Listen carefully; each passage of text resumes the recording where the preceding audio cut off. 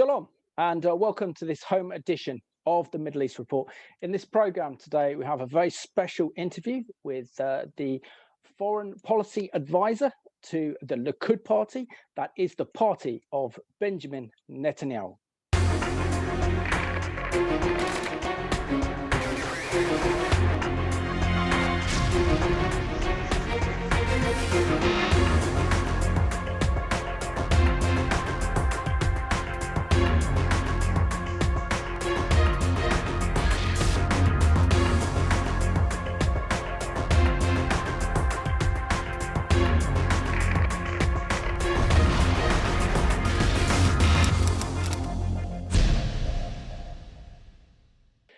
Warm welcome to the Middle East Report. And my special guest is all the way from Jerusalem. His name is Eli Hazan, and he is the Director of Foreign Affairs for the Likud party, which is the party of Benjamin Netanyahu, the current Israeli Prime Minister.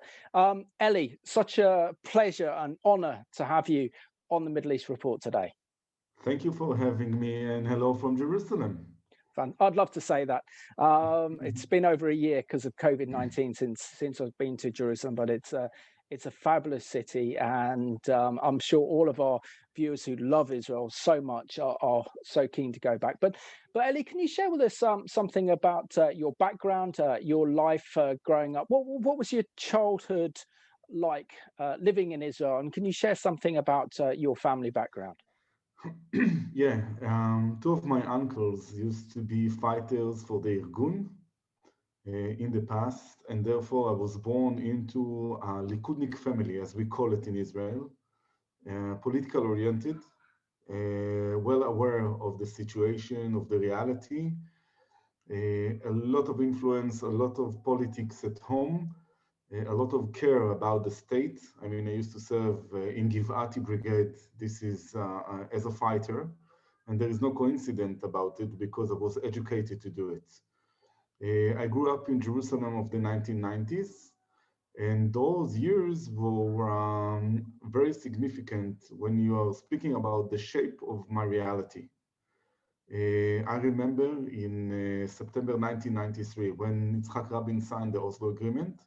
I was a teenager, 16 years old, and I remember, the promises of peace by the left-wing government in Israel. And I remember the more they promised peace, the more terror we've got. So I grew up in this atmosphere. It was one of the main reasons why I decided to be active in politics. And besides that, there is one person who changed my life in many ways. The name is Benjamin Netanyahu, because he was almost the only voice against the Oslo Agreement, not because he was against in principle, because he started to raise very significant questions. And it reminds me very much of Churchill in the 1930s in Britain. He was the only one who says the truth, and he was portrayed as a fascist, refusal of peace and things like that. And I remember, growing up in Jerusalem in the 1990s, it was a big distance between reality and between the image that was portrayed by the Israeli media and the Israeli left wing. I served in the Israeli army between 1995 to 1998, including in Judea and Samaria, Gaza, and in Lebanon. And in many ways, I've decided that I must be active politically.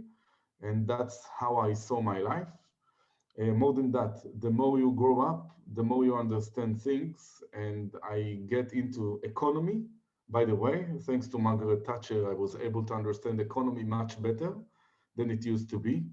People tend to forget, but between 1949 to 1977, Israel was a socialist country, almost in every aspect.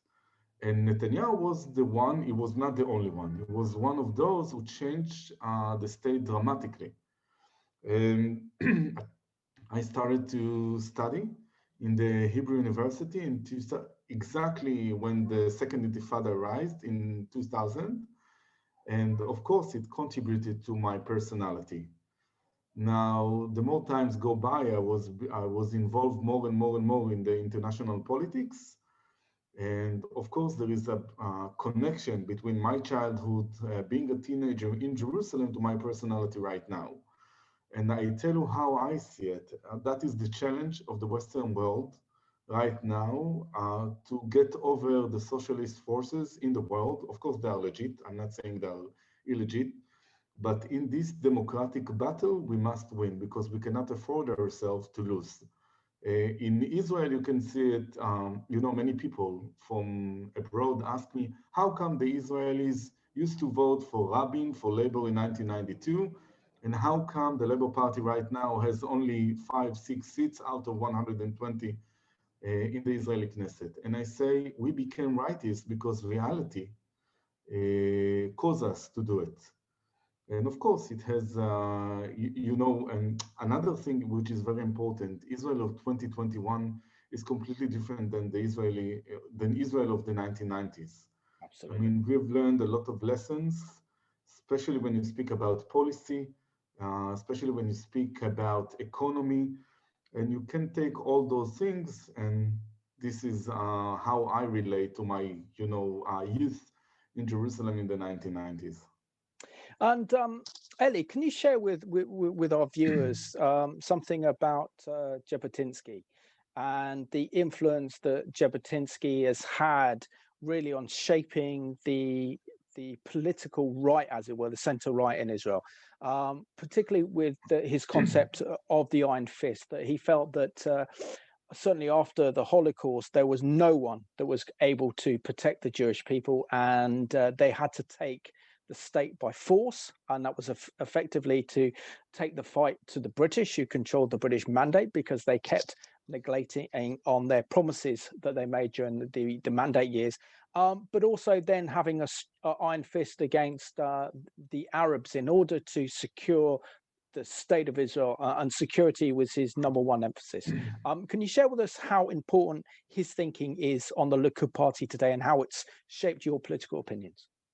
Yes, first of all, I must tell you that when I was 4 years old, I started to be very interested on Jabotinsky. I mean, my uncle was in the Irgun, and I remember the first book that he gave me. I did not know how to read. And then I asked him to tell me the story of Jabotinsky because it was very curious. I was very curious. First of all, let's speak about Jabotinsky. He passed away in 1940.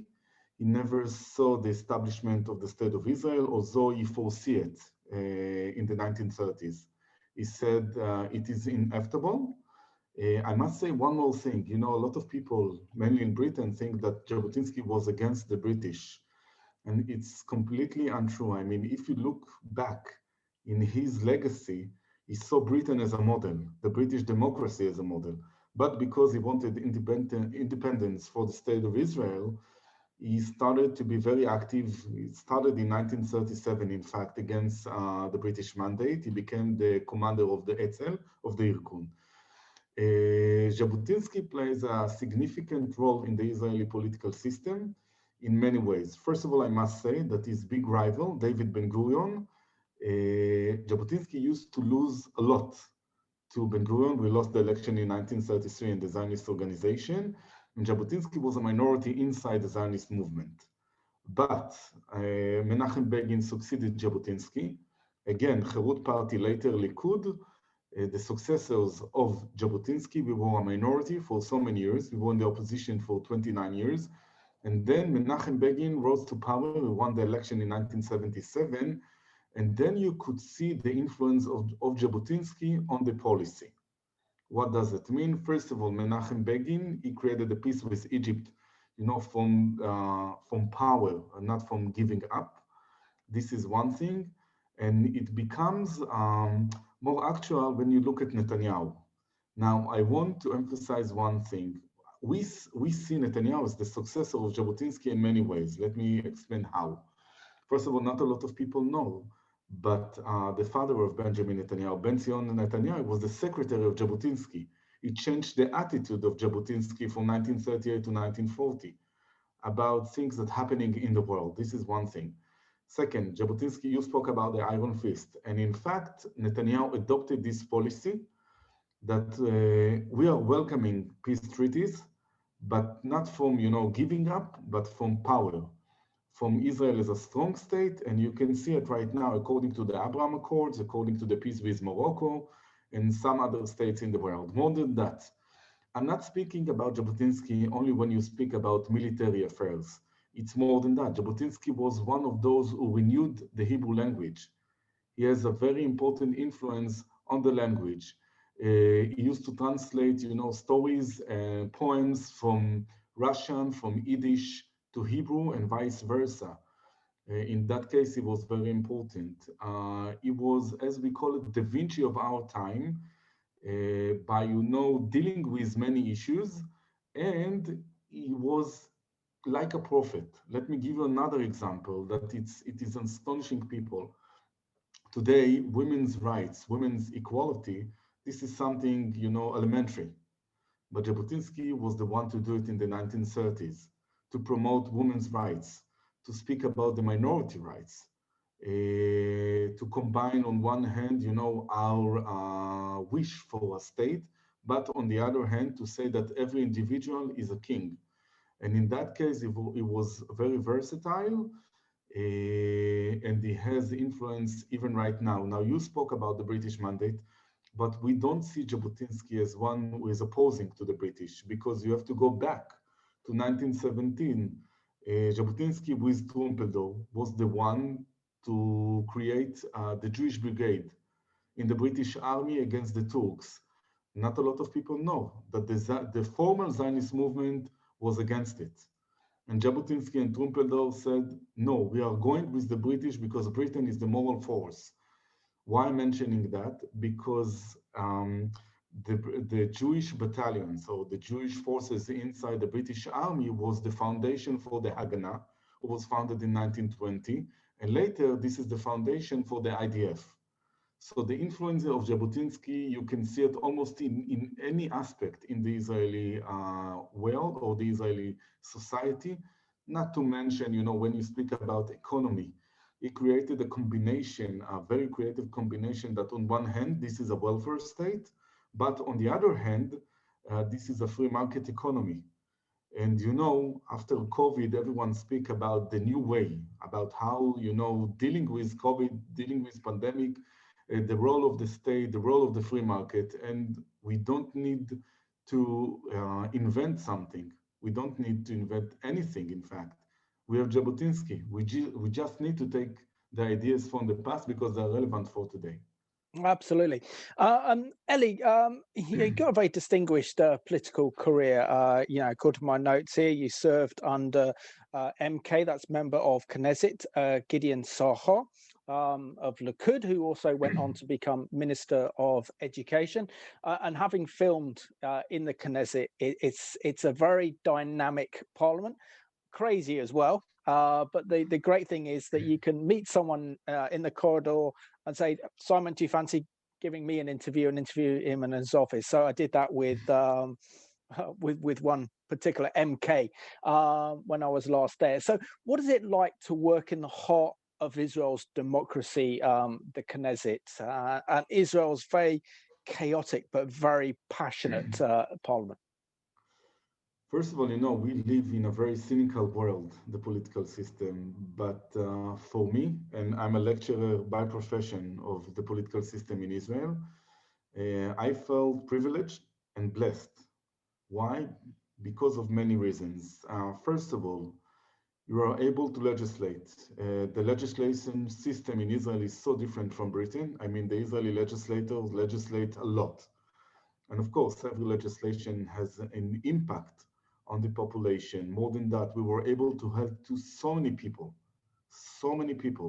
We were able to change the agenda, to create an agenda. I can tell you that if we spoke about economy, I was able to offer a bill that later was promoted in the Israeli Knesset. And I was thinking about it. I was only 26 years old. I came from nowhere. And I was able to shape the future of the people of Israel. And it was amazing. More than that, this is a very good school, one of the best schools in the world, when you speak about human beings. In a sense that you're able, first of all, Israel is a democracy, as you know, We are a variety of people, a lot of groups and subgroups inside the Israeli society, and it is reflected on the Knesset. You can find a lot of people that you know in your life you never met them before, and then you were able to create what we call ad hoc coalitions in order to promote policy.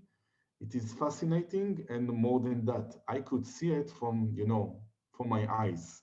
I was parliamentary assistant doing the disengagement, and I could see, and I remember, you know, it's hard to forget the vote of the disengagement. 67 MKs voted in favor of the disengagement, and then I said, wow, they determine the future of people. I mean, they uprooted people from Jews from Gaza and northern Judea and Samaria and changed their life completely. More than that, it has geopolitical implications when you speak about the region. And it's all done by legislators, and for me, I was privileged to do it. Later, I became advisor to the Minister of Education. I promoted a lot of policies that led to change of the society of Israel. And for me, it was very important because the previous Minister of Education, she came from Labour. She was socialist. She promoted a lot of cosmopolitan policy, almost without Jewish identity. And I felt when we landed in the Minister of Education in 2009 that I'm fixing the policy. I'm bringing more, you know, national policy, more Jewish heritage, more Jewish tradition, you know, without contradicting the cosmopolitan tradition. But it was very important for us to bring back the balance that used to be before this minister was elected in 2006. It is amazing. And by the way, I'm calling upon many people in Israel, join to the political system. It's very important because if you will not do it, other people will affect your life without knowing that. No, absolutely. And your current role is that your title, let me get this, is you are Foreign Affairs Director of the Likud party. So can you share with us, Ellie, what your role entails? And you do have regular meetings with the Israeli Prime Minister, Benjamin Netanyahu. Yeah, by the way, I was appointed by Prime Minister Netanyahu in 2014. I created from scratch the Foreign Affairs Department of Likud. Mainly, I've been in this position for 6 years. I'm living the dream, I must say, because I'm promoting mainly three principles. First of all, I protect the state of Israel. Second, I'm branding Likud and Netanyahu in general in the world by lectures. I hosted more than 1,000 politicians and journalists in Israel. I lectured a lot abroad. I sent you a few examples. And the third principle that I'm trying to promote is the free market policy and nation states. In that case, that's what I'm doing. I brought Likud to be a member in three important organizations: the IDU, International Democrat Union, ECR is a party and the European Parliament, formerly led by the British Conservative Party. And the third organization is the Conservatives International, organization that was promoted by Dan Hannan, the former MEP who led Brexit. And in those organizations, I was able to promote the principles that I believe in, you know, with international cooperation. I perform a lot in CNN, in some other media in the world, and I represent Likud and the Likud's views in the international media, in the social media, and I feel privileged. Extremely exciting, and I'm a big fan of your Prime Minister, the Israeli Prime Minister Benjamin Netanyahu. I mean, what I think I said before when we had a meeting prior to doing this interview today, Ellie, that I read his book when I was a teenager. About I think when it came out, and I read it about in 1993, called Israel: A Place Among the Nations, and what an incredible book that was. And he kind of inspired me after reading that book. And I've been a fan of his ever since. Thankfully, I've heard him speak twice now, at maybe three times actually, at the Israeli sponsored Christian media summits. I nearly got a chance to ask him a question back in 2019, but sadly I didn't get a chance. But he's someone I'd definitely like to meet. I'm definitely like to interview him. But I mean, he is the most successful Israeli prime minister in Israel's history, to actually serve consecutively since 2009 to 2021, and we know that Israel's going into a fourth Even general before that, election. he was Yeah, prime yeah, of minister course, from in the 1996 90s. to Yeah, but 1999. consecutively, if you know what Yeah, I mean, yeah, to yeah, actually yeah. have You're that right. is an incredible achievement. Can you tell us about the man himself? Can you tell us about Bibi Netanyahu and what it's like to be in his presence and what you've learned from him? First of all, I want to say a few things about him, why I admire him so much, because I'm a man of facts. And I see the state of Israel before Netanyahu, and I see the state of Israel after he became prime minister. Let me give you an example. And we spoke about my childhood being a teenager. Before Netanyahu was elected, we had a lot of sacrifices of terrorist operations. And after he was elected, the number decreased completely. I mean, Netanyahu prevented from Yasser Arafat to conduct terror operations inside Israel. He led a policy that was very practical on one hand. People remember that as the reciprocity policy. He told to the Palestinian Authority that if you want any progress in the peace dialogue, you must save Israel's life. And in fact, I saw the change. I mean, after Ehud Barak was elected, after Netanyahu, he defeated Netanyahu in 1999. The second intifada started, and the numbers of victims of Israelis was amazing. I mean, in the numbers. More than that, look at the economy. Before 2009, when Netanyahu was re-elected again to be prime minister, the GDP of Israel was approximately $25,000 in average. We were number 42 in the world. In 2019, until COVID, Israel raised into number 25 with an average income of 42,000. And you mentioned Britain. When I was a little child in the 1980s, Britain was a dream. To live like in Britain was a dream to many Israelis. Today, we live like in Britain if you speak economically. Or let me give you another example. A lot of Israelis dreamed about peace. We achieved the peace of Egypt. It took, many years to do it. Netanyahu brought four peace agreements with 4 different countries without any significant concessions. I mean, usually the Israelis were used to that if you want peace, you need to give land. And Netanyahu was the first one to say, no, not necessarily. In that case, I would say, is not a politician, he's a statesman. And every other politician in Israel looks very small next to Netanyahu. This is what I wanted to say in advance. Now, how is it being next to him?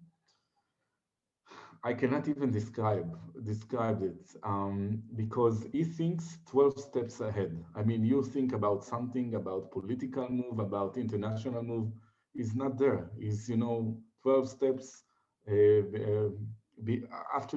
you're 12 steps after him, and that is Netanyahu. I mean, the ideas, the creativity, um, the habit to see something different. I mean, many times I compare Netanyahu to a head coach in football. You look in a football game from one angle, and a head coach sees it from a different angle, from up, and that is Netanyahu. Not many people know, but Netanyahu is looking for renewal all the time. He's thinking about ideas all the time. You must come with new ideas. And this is something different in the Israeli political system. Amazing. And one thing that I would describe, Benjamin Netanyahu as having is moral clarity. The likes of Ronald Reagan, Margaret Thatcher, maybe even President Trump, but kind of more effective in his communication. And in this world where there are very few leaders with that moral caliber, he certainly speaks louder than many other many other heads of state, particularly in this time that we're living now, where in the West, our democracies are very much under threat by the emergence of kind of extreme liberal progressive ideas and counterculture. And it's hard, frankly, to take a conservative position, or what I would describe as a biblical position in the world today. And yet, Bibi Netanyahu is able to cut that through.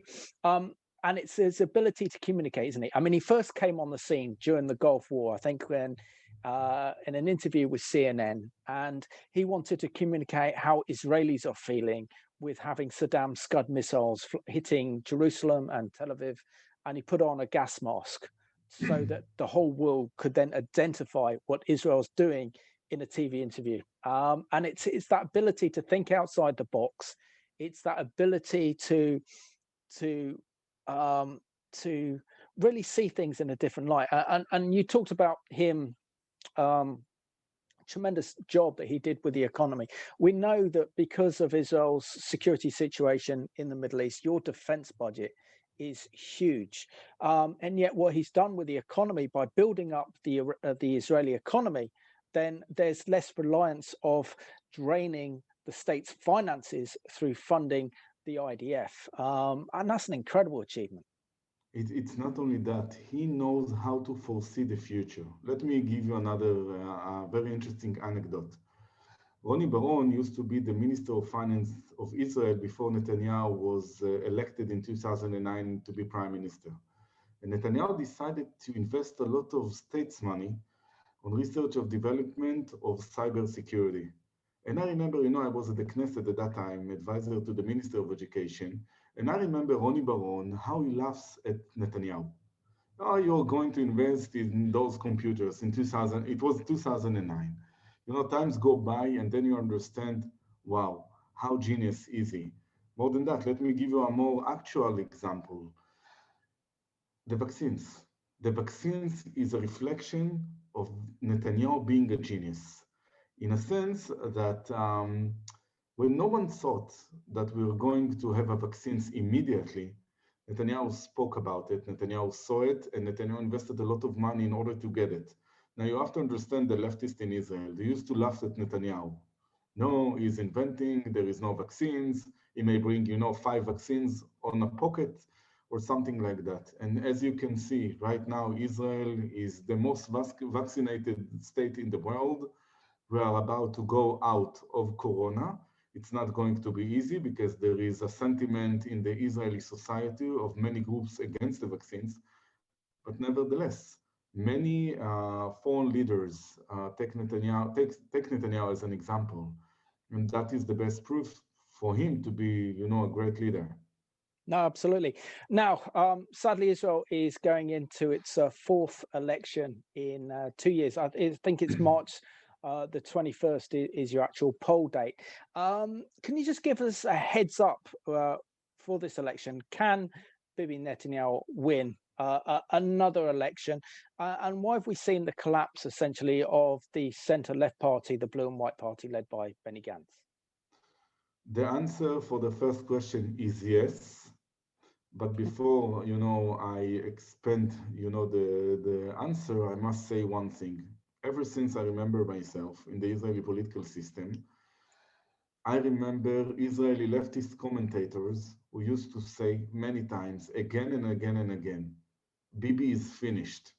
This is his last term. He goes home without, any significant achievement for the state. It will be a footnote. This is the same story right now. This is the same story right now, with one difference. Now we have a challenge from the right wing itself. My previous boss, Gideon Saar, who betrayed the party and decided to run against Netanyahu, pay attention, he lost in the primaries in Likud. And then he understood that most of Likudniks support Netanyahu. So what he did, he understood that if he wants to replace Netanyahu, he needs the votes of the left wing. That's what he did. In that case, this is a challenge. On the other hand, Netanyahu knows how to win elections. He knows, he's a professional about it. Right now, according to the polls, we hardly get 61. But don't forget, in Israel, the polls is inaccurate. You have to wait to the polling day and then to be decisive. Right now, it is a challenge. It's not easy. And now you ask about Benny Gantz. Benny Gantz is a sad story who reflects the story of the left wing in Israel. What does it mean? Because they hate Netanyahu, because they are not able to defeat Netanyahu in the ballot box, they are trying to invent heroes from nothing. They use, until Benny Gantz joined Netanyahu, they used to compare him to Yitzhak Rabin, to David Ben-Gurion, the legendary, leaders of the left wing of Israel.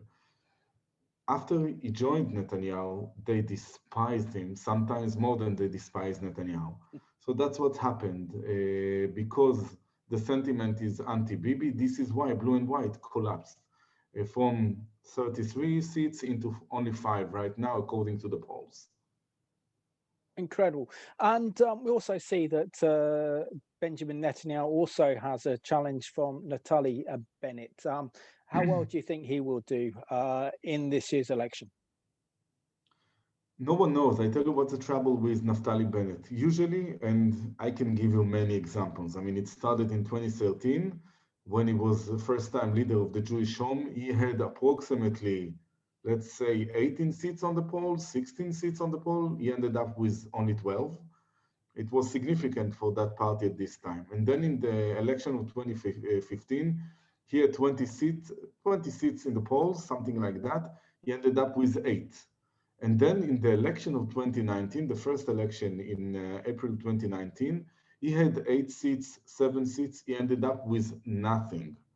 So usually that is the sentiment or the attitude of Naftali Bennett. We don't know what's going on with him. Right now he has 12 seats, but we are before the election. We don't know. We have to wait.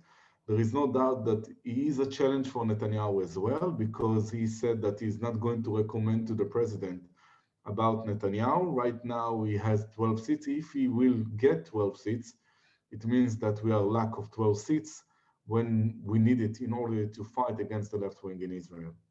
Let's have a look at this excellent report put together by Chris Mitchell of CBN, looking at Israel's forthcoming general election. The latest election cycle began in late December when Israel's parliament couldn't pass a budget. Failure to meet the deadline automatically triggered the new election, now scheduled for March 23rd.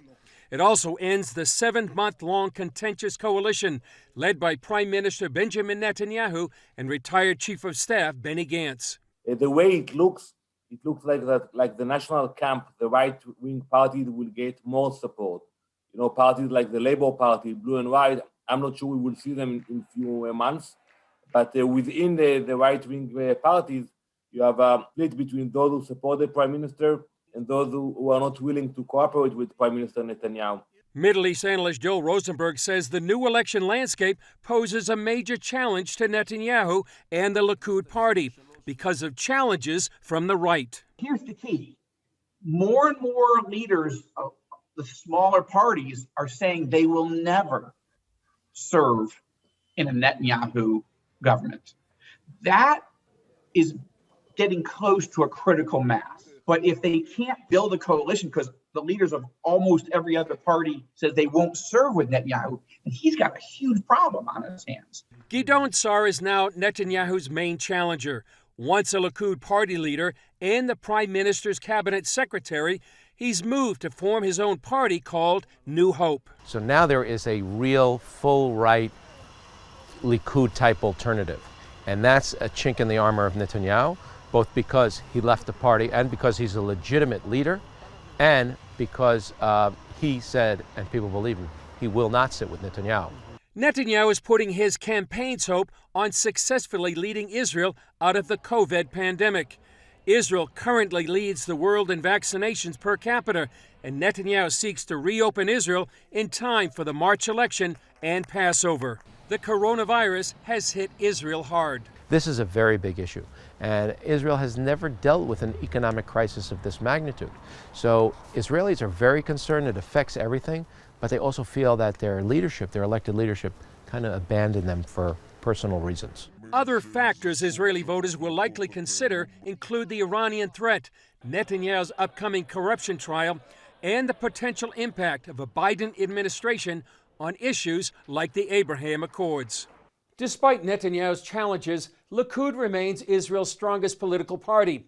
If Netanyahu can show significant progress against the coronavirus pandemic, expand the Abraham Accords, and keep Iran at bay, he could again confound experts who have his political obituary already written.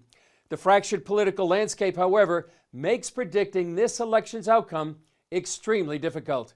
Chris Mitchell, CBN News, Jerusalem. And it's extraordinary to think that Israel is facing another general election, 4 general elections in 2 years. What are the issues, Ellie, in this year's election? Primarily, previously, it's all been about security has been the number one issue. But you were saying before that you think that COVID-19 and the vaccinations will become the political issue and will essentially be a referendum on how Benjamin Netanyahu has governed during this COVID-19 pandemic. First of all, you have to remember why we have this 4th election. The main issue is Netanyahu. What does it mean? The left wing in Israel don't want to accept the idea that Netanyahu was elected by the people. Let me give you an example. In April 2019, those who supported Netanyahu get 65 seats. And then Avigdor Lieberman, who used to belong to the right wing, said, no, I'm not in this game anymore. I'm against Netanyahu. He stole 5 seats because it was, the agenda, his agenda. And therefore, we needed to go into a second election. And then in a second election, the left wing was not able to get, the 61 seats in order to create a government, to form a government. And then we went into a third election. It was the same story in the third election. The question is about Netanyahu. Don't forget, if rightists from Likud was not against Netanyahu, therefore that most likely we would have won the election, the 4th election. Unfortunately, they decided to join with leftists, and that's what makes this, political campaign very problematic in many ways. Now, what are the things on the agenda? First of all, COVID. I mean, the vaccines, but not only. If you look at the Israeli economy, the leftists in Israel will tell you that Netanyahu destroyed the economy. They tend to forget that there is a pandemic and there is no perfect, policy. But in the end, if you compare Israel to the rest of the world, you can see that we are in a good situation. I mean, if you compare Israel to the OECD countries, Israel is one of the top leading countries of this organization. More than that, if you look at the vaccines, we already said that without Netanyahu, Israel could not get the vaccines. The vaccines will be the way, will be the key to take Israel out of this crisis. It's going to affect economically. More than that, I must tell you that I saw in London, some commercials about visiting Israel in the summer.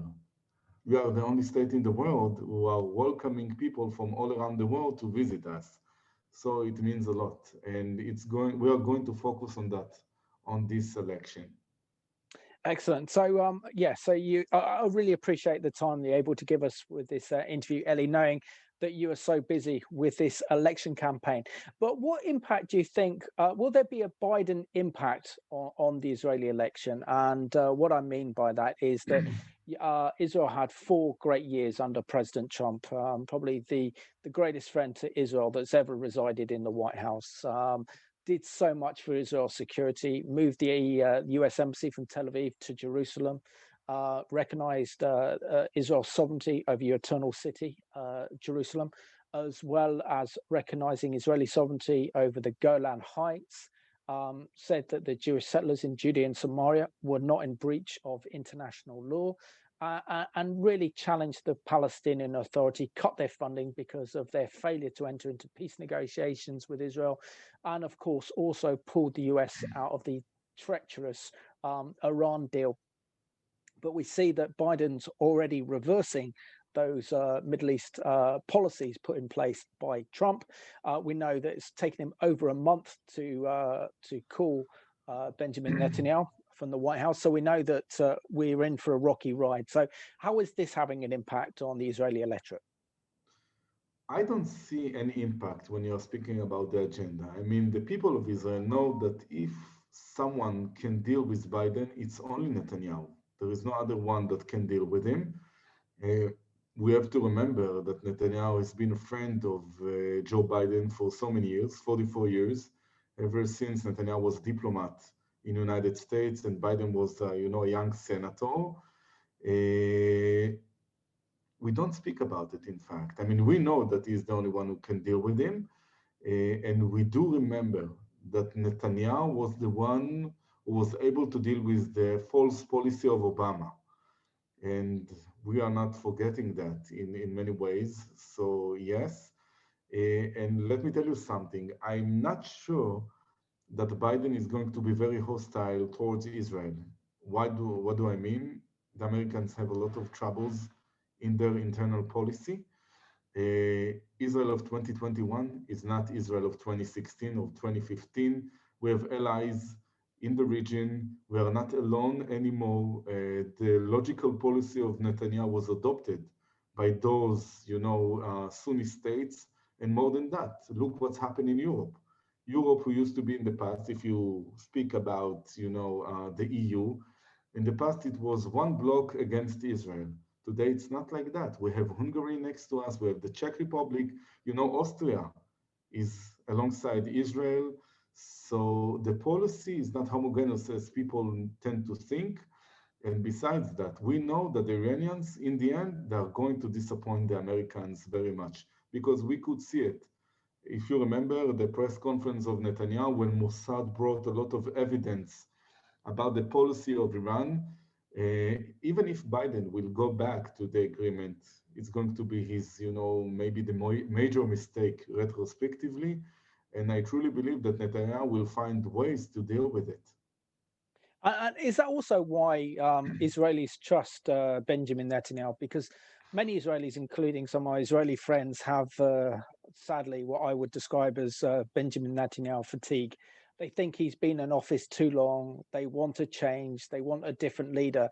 But really, Bibi Netanyahu's understanding not only of the Middle East, but also in international politics and representing Israel, his incredible communication skills, that he's able to communicate Israel's position in the world, as well as, like you say, win new allies around the world, in Africa, in other places across Europe. All around the world with no exclusion. So aren't Israelis going to feel safer with Netanyahu in power as Israel's prime minister, knowing that Iran is only months away from nuclear breakout? Like you said, he has to deal with a Democrat administration in the White House, and that he's the only person that has that ability to defend Israel in those circumstances. Yeah, people tend to forget, but Netanyahu was the one to speak against Iran already in 1996. Remember that I was a soldier at that time. We didn't have the internet so developed in Israel. So I used to read the media, the mainstream media, when I used to come back from the army in the weekends. And I remember when Netanyahu went to the American Congress after he was elected in 1996. And this is another interesting anecdote. He spoke about two main things in this speech. You can see it on YouTube. He spoke about the need to fight against Iran. It was the first time that a leader of a country spoke out loud about the nuclear Iran. And I remember the Israeli leftist commentators, how they used to laugh on Netanyahu. Today it is a reality. The second thing that I remember, that he spoke about that Israel will stop to be dependent economically on the Americans. Why mentioning that? Because the more he promoted the state of Israel economically, the less we need to be dependent on the Americans. It is amazing, like a prophet, like a statesman, not like a politician. And that's what we are going to do in our campaign for the coming, I would say, few days until the election. Excellent. So let's have a look at this campaign video produced by Likud. Israele, come sempre, è ai primi posti nel mondo. Amazing what the Prime Minister Netanyahu is doing. Israël a montré sur le devant de la scène, à la scène internationale, qu'Israël avait pris les devants. Ha fatto tutto molto meglio di tutto il mondo. L'uomo che dovrebbe vincere il premio Nobel per aver salvato tante vite umane. Donc bravo à lui et bravo aux Israéliens pour ce qu'ils ont fait. Puisque je sais qu'en France, ça prendra peut-être 1 ou 2 ans. Je pense que Netanyahu a pris les bonnes décisions, tant sur le plan social, sanitaire. It really shows his determination. Netanyahu hat sehr vorausschauend gehandelt und Netanyahu ist es zu danken, dass Israel so gut dasteht mit den Impfzahlen. There you go. It's all around the world. We see that Israel has supporters, particularly of the Prime Minister's vaccination campaign.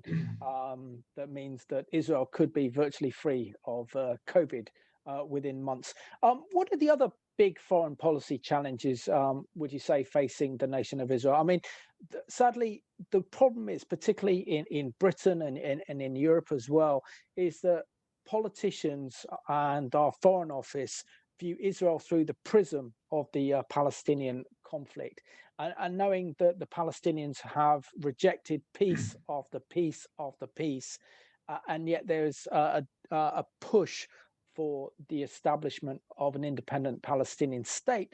We know that the Palestinian leadership themselves don't want their own state, primarily because that would mean end to the conflict.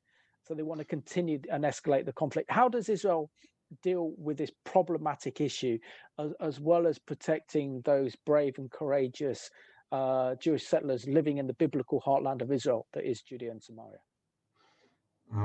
In fact, Netanyahu was able to promote this policy to move the ball to the Palestinian field. This is how we see it. If you remember the Bar Ilan speech, what Netanyahu had done is to move the ball to the other side, to the field of the Palestinians. What does it mean? Unfortunately, a lot of my European friends, and I've been working a lot in the European Parliament with European friends and some British friends, they don't want to understand that in the end, the Palestinians don't want to create a two-state solution. They want to create one state from the river to the sea, as they say. More than that, I would advise, as I do, to my friends, to look on speakers of the Palestinian Authority. They speak in English about peace. They speak in Arabic about jihad. That's the issue. In that case, Netanyahu knows how to deal with it, because on one hand, we do not reject any proposal for peace. Israel is willing for negotiation. On the other hand, Netanyahu knows how to keep the Israeli interest. Let me give you another example. Netanyahu speaks all the time about the need of the recognition of the Palestinian state on a Jewish state. It is very important. The Palestinians will never do it, because they know that as soon as they do it, this is the end of their dream about one state from the river to the sea. In the end, I truly believe that the refusal for peace is the one thing that is saving us. And again, the policy of Netanyahu, he knows how to conduct a policy that preventing a threat on the Israeli interest. Absolutely. And we're down to the last 10 minutes of the program, Ellie. So I want to get some very important questions to you.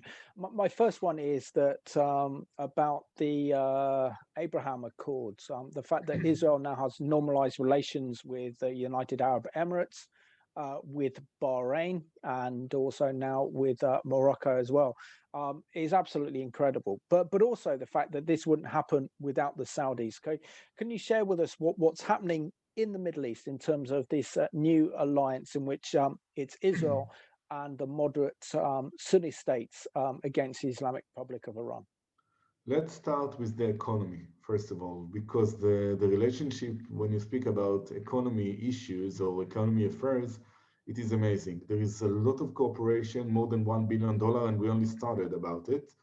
And we already have, programs of scientific and economic cooperations in general, Israelis and UAE and Bahrainis. This is one thing. The second thing, we are speaking about defense and security. Although the Biden administration stopped selling, the F-35 airplanes to UAE, nevertheless, I guess that we need to speak about it out loud. We are coordinated with these Sunni states, and it is very important in order to deal with Iran. And it is not only that. You could see that when Israel opened up the skies after the first and second lockdown, most of the flights went to the Sunni states, to UAE, to Bahrain, and last week or last 2 weeks, we saw that the UAE ambassador landed in Israel, and there is no doubt about it that it is very significant. But it's not only that. Think about the relationship with Israel and Morocco. Now, there is a kind of an alliance between Morocco, Egypt on one hand, Saudi Arabia, UAE, Bahrain on the other hand, all those countries against Iran, against Turkey, those hostile and undemocratic forces in the Middle East. There is no doubt that there is a change. Now, if you can take the Israeli abilities and the power of the Sunni states, this is a combination that, you know, can deal with a lot of challenges in the region.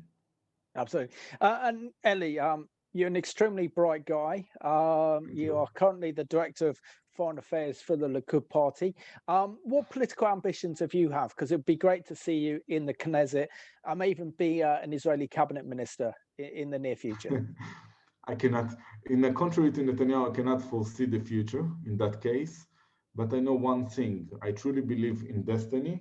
I was born in 1977, the upheaval year, the first time that Likud won the election. There is no coincidence, I believe. I want to have a lot of impact on, you know, on my state on one hand and on others. It is very important. There are a lot of people that can be inspiration. For instance, Churchill, Thatcher, of course, Netanyahu, that I can learn from very close. But it's not only that. Again, I'm telling you, the challenge of my life, or the destiny as I see it, is to win the battle of the ideas against the socialism in the world.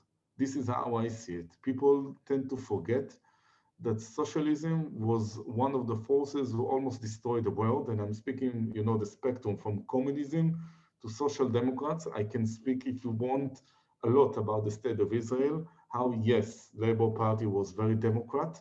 On the other hand, they promoted a policy that was not democratic at all when you speak about economy. Monopolies, unions, they blocked a lot of groups of the society in Israel, and this is how we see it. Not to mention that when you have free market, you have free minds. And when you have free minds, you can develop things that can change the world. No, absolutely. And I think a lot of our Western leaders need reminding of this when we hear the Economic Forum call for a global reset, effectively to overthrow our capitalist system, which will be frightening for everyone. You know, it's so funny. I read the book of the former Minister of Finance of Greece. He's ultra-socialist, not to mention almost a communist. And he said that the neoliberal policy destroyed the world. And then I said, really? Destroyed the world? The neoliberal policy promoted a lot of groups that used to be discriminated by other regimes in the past. They promoted, you know, the quality of life in many states. You need to be so unwise to say this kind of thing. It's so unresponsible to say this kind of thing. And this is the theme of his book. Incredible. And I have to ask you, what role can evangelicals play in terms of supporting Israel and standing up for the righteousness of Israel's cause, but also, yeah, confronting the rise of Jew hatred as well we're seeing around the world? This is the most important question that you ask me in this show. This is a critical role. We could not make it without you. You are like the saviors of ours. This is how we see it. Without the evangelical forces, we could not make it. Let me give an example. You know, moving the embassy to Jerusalem, I remember it was not only, but thanks to an evangelical pressure on Trump. Not to mention, you know, the donations of evangelicals to Israel. Not to mention, you know, the power that you have in foreign governments in order to help us. It is amazing. Now, let me tell you something. Usually in Israel, there is a lot of, you know, leftist NGOs who are affecting the policy of the state and the policy of foreign countries inside Israel, when you speak about the territories, for instance, Judea and Samaria. And I'm saying all the time, don't forget, we are not alone. We have evangelical friends that helping us in many fields all around the world, and we will never forget it. I see it as an alliance of the good. No, absolutely, and it's part of our Judeo-Christian heritage, and you know, our love comes from the love that God has for His people and His land, and it's precious to God, so therefore it's precious to us. And we know how Israel is facing many different challenges around the world, whether it's the BDS, whether it's a rise of Jew hatred, whether it's a threat of annihilation from Iran or hostile Western nations towards Israel who don't get it. It's so important that we stand for the one true democracy in the Middle East, where Christians are free, the only nation in the Middle East where Christians are free to worship the Lord. So it's a very special country, and also see that Israel plays such a prophetic role, because we've seen the scriptures come alive in our day, the likes of Jeremiah and Isaiah prophesying the return of the Jewish people to their ancient land. And now Israel is literally an oasis in the Middle East. It's not, Simon, it's not only that. I'm trying to explain to my European friends from the left and from the mainstream right that this is their interest, that Israel will control in Jerusalem, that Israel will have sovereignty in Jerusalem. Because if you want to promise the freedom of religion, the freedom of worship in Jerusalem, don't give it to the Palestinians. Israel is the only force in the region that can promise it. No, absolutely. And within 30 seconds, do you have a message to our viewers about how essential it is to stand with Israel and the Jewish people in these precarious times? Yeah, it's very simple. If we are losing, you are the next one. If Israel collapses, the Western world will collapse. I know that it sounds dramatic, but I truly believe in it, because we are in the front of a very hostile world. Eli, I just want to thank you so much for being my guest on the Middle East Report.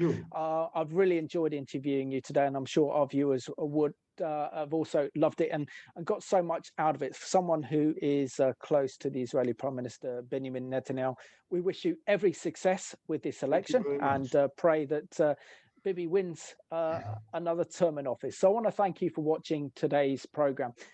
This was a real insight into Israeli politics, and particularly the leadership of the Israeli Prime Minister Benjamin Netanyahu, who has that moral courage to say what is good and what is evil. And he needs our prayers, he needs our support, because when he's in charge, Israel is also in a good place, because he's done so much for the Christian evangelical community, opening the doors for Christians to come in, and recognizing the important role that evangelicals play in standing with Israel around the world. So he needs our prayers, he needs our support. So thank you for watching this home edition of the Middle East Report.